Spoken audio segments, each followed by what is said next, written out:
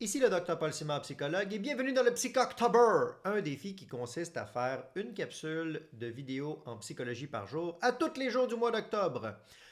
Aujourd'hui, je vais aborder la question du mode de vie. Est-ce qu'il faut le changer, l'ajuster? Donc, comment on réagit avec tout ça? Qu'est-ce que ça veut dire, une correction dans son mode de vie, et à quoi ça sert? Donc, avant d'entrer au cœur du sujet, je vous rappelle que le contenu que je vous présente aujourd'hui a une vertu éducative. Donc, ce n'est pas une psychothérapie. Je vais faire des grandes généralités. Donc, si je donne un exemple qui ne convient pas à votre situation, c'est tout à fait possible. Donc, je vais faire des généralités qui sont basées sous les bonnes pratiques généralement reconnues en psychologie, mais je ne peux pas entrer dans le détail et la précision des choses. Il s'agit d'éducation psychologique, un peu du contenu similaire à ce que je présenterais en consultation si vous veniez me voir. Je vais mettre en description le lien si vous voulez d'ailleurs trouver mes coordonnées. Donc c'est parti. Un mode de vie. Quand est-ce que ça serait le temps de travailler son mode de vie? Mais moi, c'est une question qui m'a beaucoup été présentée en clinique avec des personnes qui souffrent d'un trouble dépressif majeur. C'est que lorsque la personne est prise en dépression, son énergie n'est plus là, donc on ne va pas compter sur la motivation pour la sortir du pétrin. Ce que ça va prendre pour aider une personne qui souffre de dépression, c'est de mettre en place un plan d'activation comportementale qui est en réalité un élément de la psychothérapie. Donc un plan de traitement progressif, structuré, qui s'appuie sur une bonne compréhension réaliste des capacités et des failles de la personne. Je vois trop souvent des motivateurs, des coachs de vie, des gens qui veulent bien faire pour aider les personnes, leur dire let's go, passe à l'action, fais des choses. Mais qu'en réalité, si on ne prend pas le temps d'appuyer un plan d'action sur une bonne compréhension de la dynamique psychologique de la personne, ben, c'est un petit peu comme si on voulait souffler dans un ballon qui avait subi des égratignures, là. Il est fort probable qu'en soufflant dans le ballon, c'est comme injecter de l'énergie dans quelque chose qui est brisé, ploc, il va exploser beaucoup plus tôt que si on avait pris soin de choisir ou de mettre en place un ballon réparé et qu'on faisait des petits tests d'injection d'air dedans. Donc c'est ça un plan d'activation comportementale, ça va être progressif. Et là, ça nous renvoie encore une fois au lien avec l'idée de la dépression. Donc, comment se fait-il qu'il faut mettre en place un plan d'activation pour une personne qui souffre de dépression? Puis comment on va faire ça? Dans quelle direction? C'est quoi qu'il faut ajuster, changer? Eh bien, selon des méta-analyses, c'est beaucoup l'expérience auquel va s'exposer la personne qui va déterminer s'il y a des changements dans son état intérieur. Donc, c'est ce qu'on appelle en science, en épigénétique, le primat de l'environnement sur les déterminants individuels. Mais on ne veut pas garrocher la personne de manière brusque dans des déterminants externes. On veut créer un équilibre entre les capacités de la personne et ses expériences dans l'environnement. Puis là, on va construire des petits pas. Puis pour vous faciliter la vie et comprendre un petit peu en quoi ça consiste, ça, un mode de vie d'une personne, je vous ai préparé un modèle sur 3 étages dans lequel chacun des 3 étages, il va y avoir des facteurs environnementaux et des facteurs individuels. Donc, ce sont toujours une rencontre entre ces 2 facteurs-là à chaque niveau de complexification de l'expérience de la personne. Le terme mode de vie, d'ailleurs, on aurait pu dire que c'était un synonyme de champ expérientiel. Donc, qu'est-ce que vous allez expérimenter? Où est-ce que vous allez mettre votre attention et vos comportements? Il peut avoir une incidence ou un impact dans les 6 cadrans que je vais vous montrer. Donc, on commence avec le premier niveau. Pour décrire l'expérience du mode de vie, moi j'aime bien dire qu'il faut commencer avec la gestion du corps. Donc, le corps qui est toujours en contact avec l'espace local, ou on pourrait dire la physique. Fait que c'est la physique et la physiologie. D'ailleurs, moi j'ai toujours trouvé ça un peu étrange que dans les écoles au secondaire et primaire, ils appellent ça l'éducation physique, alors qu'en réalité, on ne fait pas de la physique. On fait de l'éducation physiologique. Donc, la physiologie, c'est le fonctionnement du corps. La physique, elle, c'est sur les lois fondamentaux du fonctionnement de la nature, de l'univers. Donc, c'est pas du tout la même chose. Puis il y a comme un peu une confusion dans la terminologie. Mais moi, j'aimerais bien dire que si ma physiologie est intrinsèquement entremêlée avec l'aspect physique, ça va prendre des descriptifs. Là. Comment je fais pour changer mon mode de vie sur ce point-là? Fait que je vais vous donner quelques petits détails que j'utilise moi, dans une fiche d'évaluation avec mes clients en consultation. Donc, dans l'environnement physique autour de nous, on va poser des questions à la personne sur son habitat, sur sa manière de s'exposer à la lumière, sa manière de s'exposer aux pressions, aux vibrations externes. Est-ce qu'il y a un taux d'humidité qui la perturbe? Est-ce qu'elle vit en symbiose avec les autres formes de vie autour? Est-ce que y a-t-il des matériaux disponibles qui lui permettent de faire des choses ou pas? Parce que le corps ne va pas déployer ses mêmes capacités s'il est dans un environnement différent ou s'il est dans le même environnement qu'une autre personne.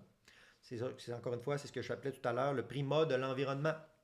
Donc, physique et physiologie, toujours en interaction. Puis je vais vous faire une démonstration en temps réel. Comment on peut réguler ça, là, cette alliance-là? Checkez bien ça. On check dans ce coin-ci. Bien, la respiration, c'est vraiment une fonction de contact et de régulation du corps, donc la physiologie, avec l'environnement. Je viens de rentrer à l'intérieur de moi une partie de l'environnement. Je vais le refaire.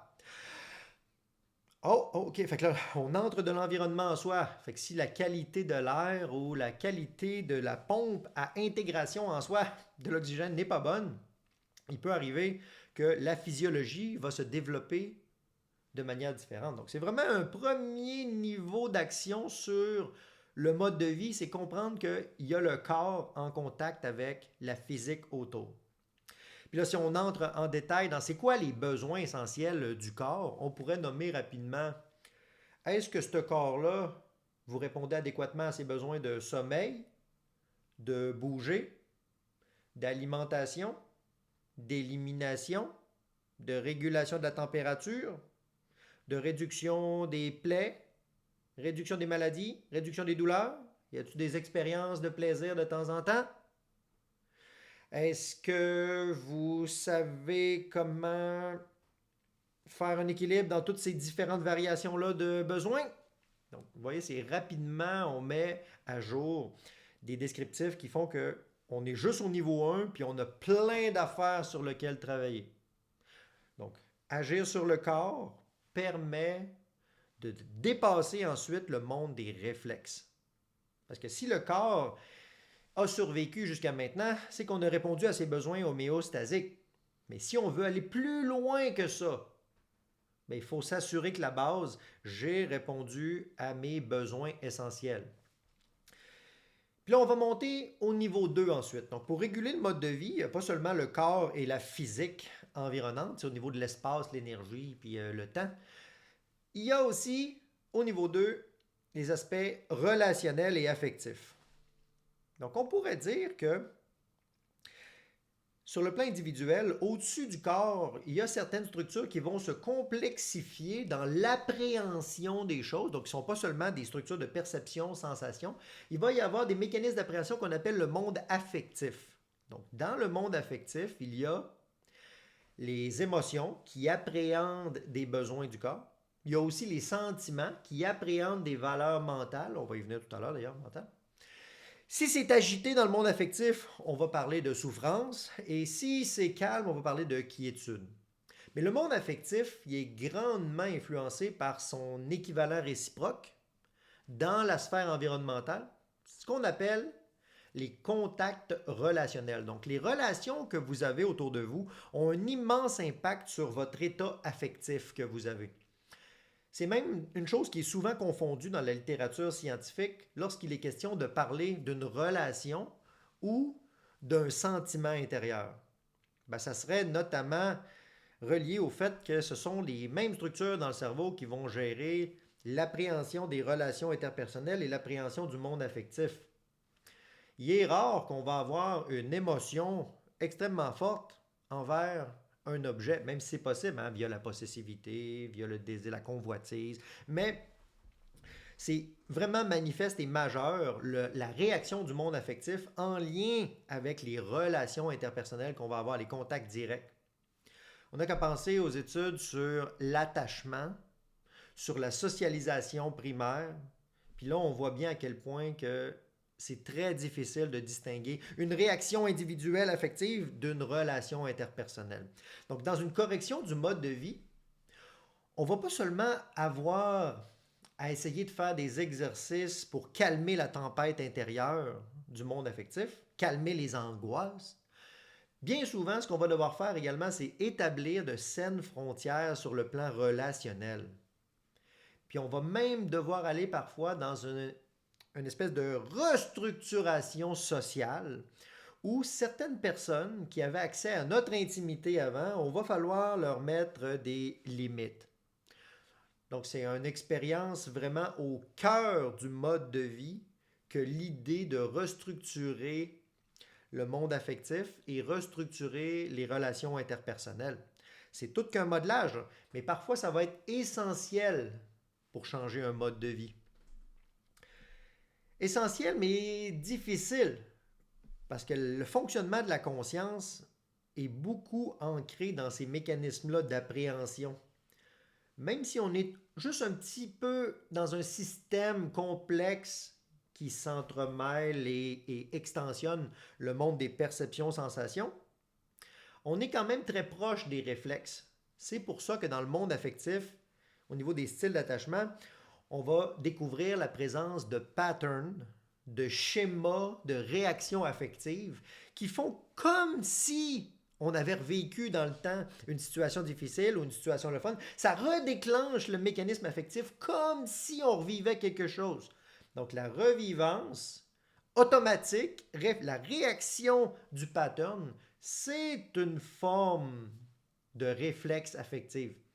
Mais là, si vous voulez changer votre mode de vie, ça veut dire qu'il va falloir apprendre à être vigilant sur ce qui se passe en vous, dans votre monde affectif, l'observer, cette tempête-là. Observez aussi quel genre de relations interpersonnelles vous entretenez.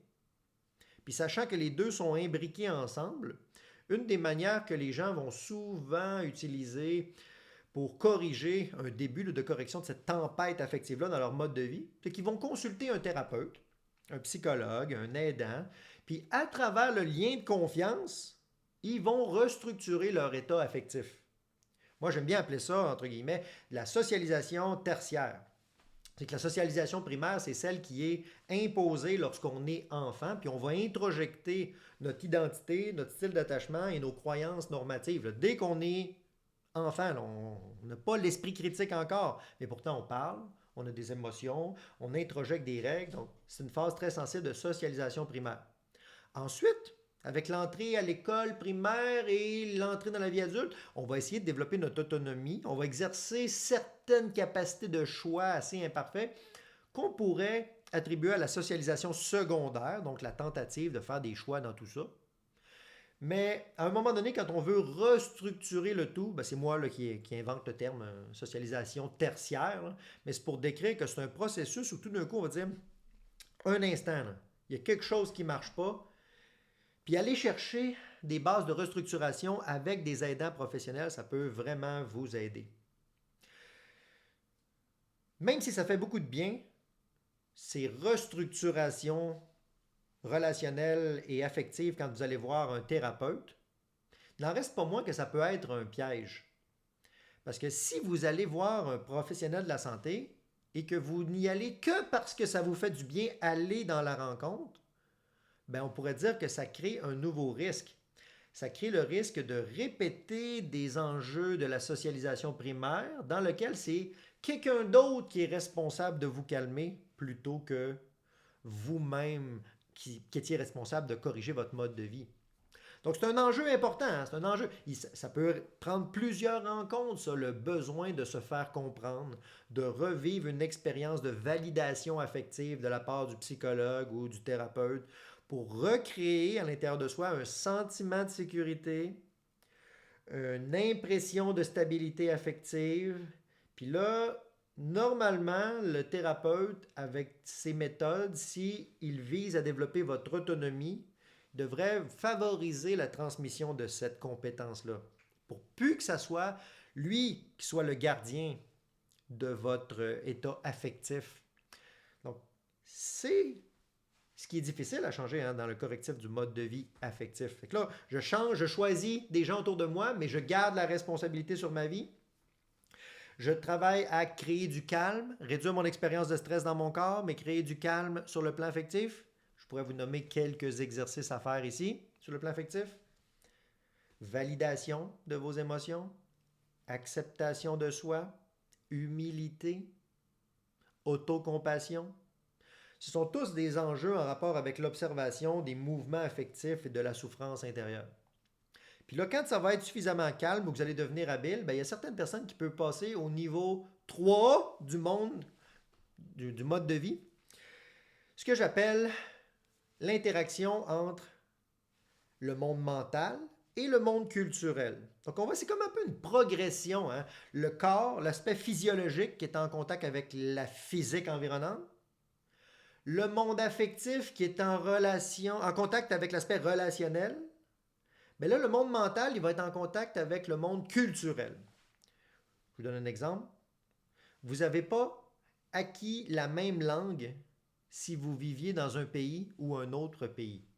Ou vous n'avez pas le même accent régional si vous avez appris la linguistique dans une culture donnée versus une autre culture donnée. Donc, on voit que l'aspect culturel est foncièrement imbriqué dans la construction du monde mental que vous allez avoir. Si vous voulez changer votre mode de vie sur le plan mental et culturel, on va notamment retrouver la nécessité de peut-être orienter vos réflexions vers certains choix d'intégration culturelle. Comme par exemple, si moi j'ai choisi d'étudier la psychologie, donc il y avait un corpus de savoir dans le monde de la psychologie que j'ai choisi. Mais en choisissant d'intégrer ça, j'ai renoncé à plein d'autres corpus de champs de savoir. Donc je ne me suis pas formé en ingénierie. Je ne me suis pas formé en physique nucléaire. Je ne me suis pas formé pour être un artiste professionnel. Donc vous voyez que la construction de votre mental est vraiment interreliée avec le monde culturel qui vous entoure.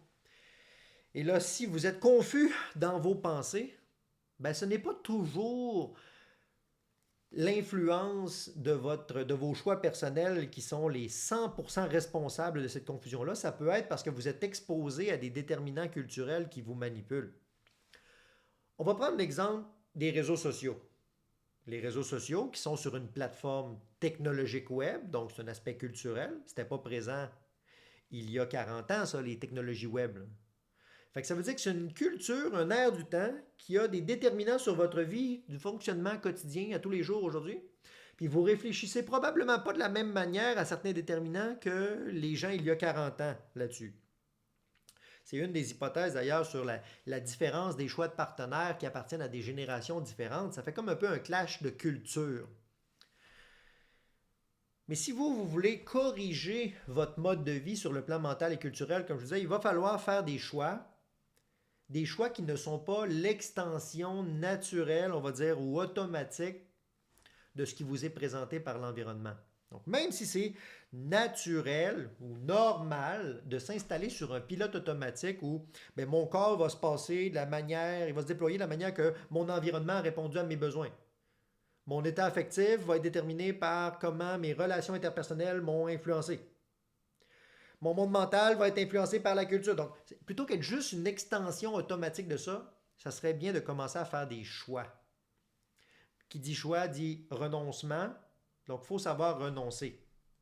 Puis là, sur le plan mental, si vous voulez chasser la confusion, il va falloir peut-être ralentir votre rythme de pensée, le faire par écrit, le faire par schéma, le faire en choisissant d'aller prendre des informations spécifiques. Donc, puis là-dessus, en thérapie, il peut y avoir une grande phase de restructuration cognitive où vous allez acquérir beaucoup d'informations.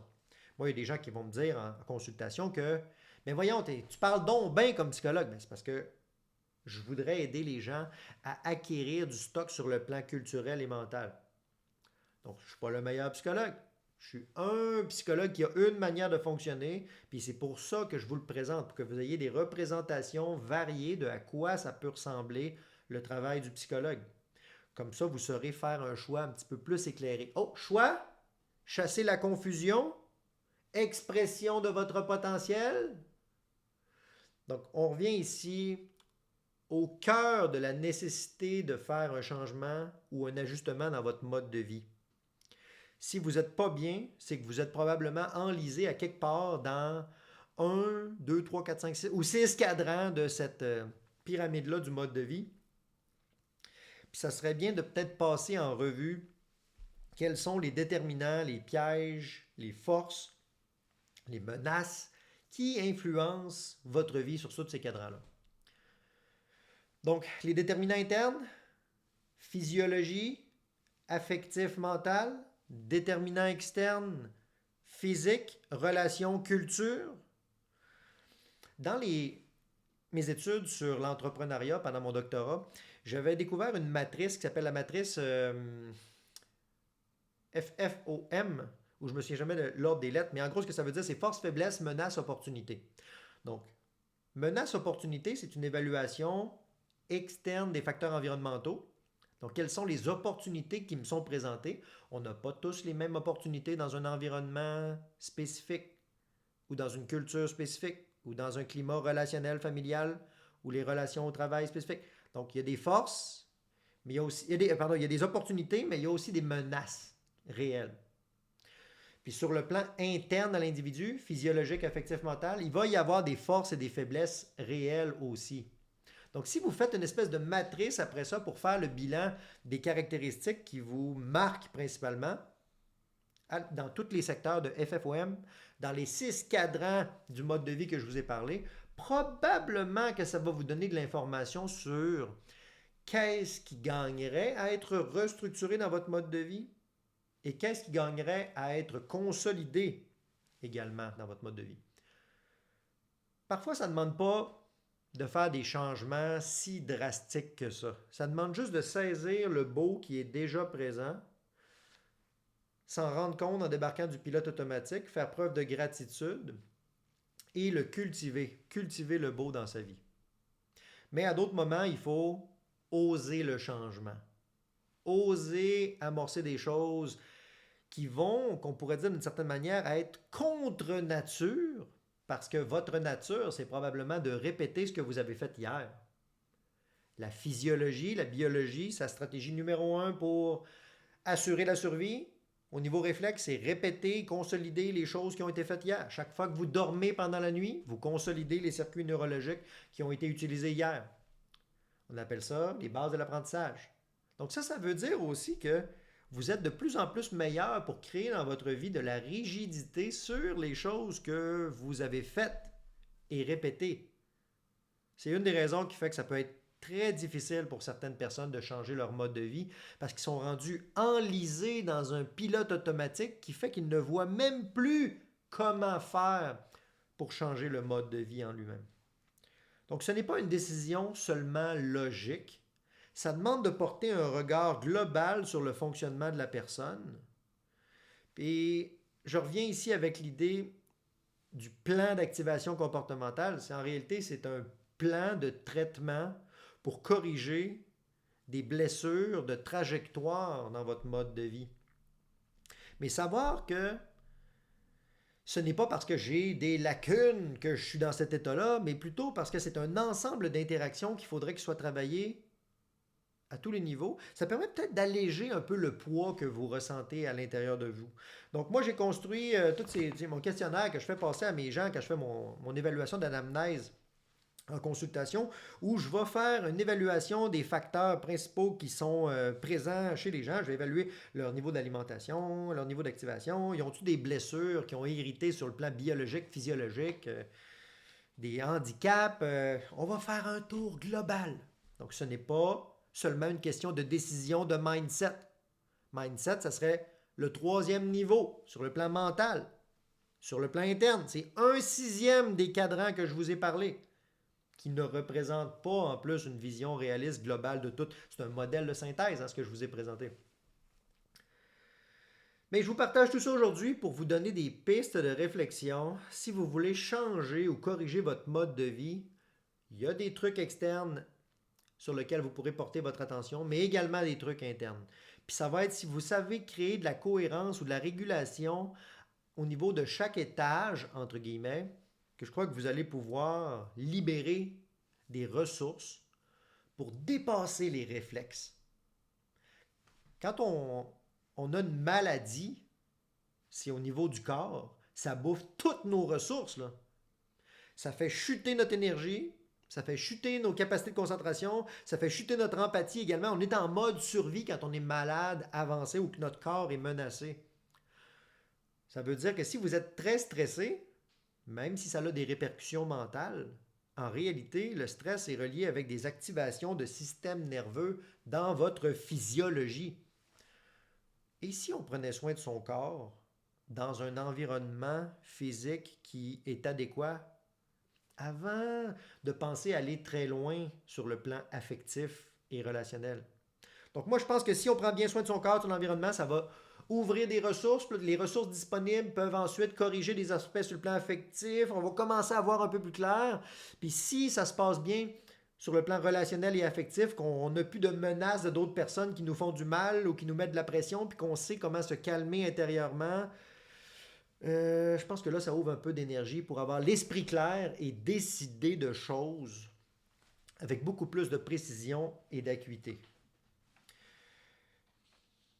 Les modélisations sur le mode de vie se veulent à portée générale, mais comme vous avez vu, là, j'ai fait un survol rapide en plusieurs minutes quand même.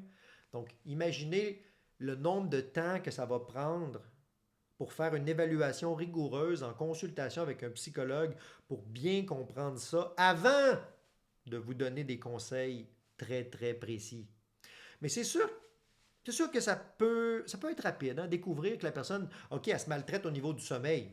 On est à la porte d'entrée, on pourrait dès la première rencontre faire des recommandations de correctifs du mode de vie sur ton horaire de sommeil. Des recommandations de soins sur ton alimentation. Sur la gestion des douleurs, des plaies, des maladies. Est-ce que tu prends la médication reliée avec la maladie? Donc, tout ça, ça semble quand même, c'est la porte d'entrée pour pouvoir ensuite aller vers des enjeux plus complexes. J'ai malheureusement vu, moi, des gens qui essaient de travailler des trucs de mindset alors que leur corps est en feu, entre guillemets. Ils ont des maladies, ils dorment mal, ils font pas de sport, mangent mal, prennent pas soin d'eux, se brossent pas les dents, se lavent pas. Ça. Puis là, ils voudraient avoir un bon mindset. Ça me semble un peu contre-intuitif. Donc, on vient des enjeux plus fondamentaux, prend soin du corps pour pouvoir ensuite le dépasser. Mais inévitablement, il va falloir y retourner. C'est pour ça que c'est comme un peu un synonyme à ça. Ajuster son mode de vie, puis hygiène de vie, c'est des synonymes. Donc, j'espère que vous aurez appris des choses sur le concept de mode de vie. Si vous voulez me poser des questions d'approfondissement dans mon programme Questions confidentielles qui se trouve sur ma page web, je vais mettre le lien en description, bien, vous pouvez me poser des questions d'approfondissement. Vous allez être sûr d'avoir les réponses dans mon live de la semaine, dans mon groupe privé. Mais là, dans le cadre du Psychoctober, 3e du mois pour cette année, j'espère que vous aurez appris des choses. C'est quoi qui vous a plus marqué? Y a-t-il un niveau qui était plus mystérieux que d'autres pour vous? Physiologie en contact avec la physique? Monde affectif en contact avec les relations? Ou monde mental en contact avec les aspects culturels? Donc dites-moi ça en commentaire, je suis très curieux de voir. Puis ils sont où les clics j'aime? J'ai pas vu le clic j'aime. Ou les dislikes si vous n'avez pas apprécié, bien sûr. Donc, sur ces paroles, je vais aller mettre la vidéo en ligne et j'ai bien hâte de vous retrouver demain pour la suite du défi Psychoctober. C'était le Dr. Paul Simard, psychologue.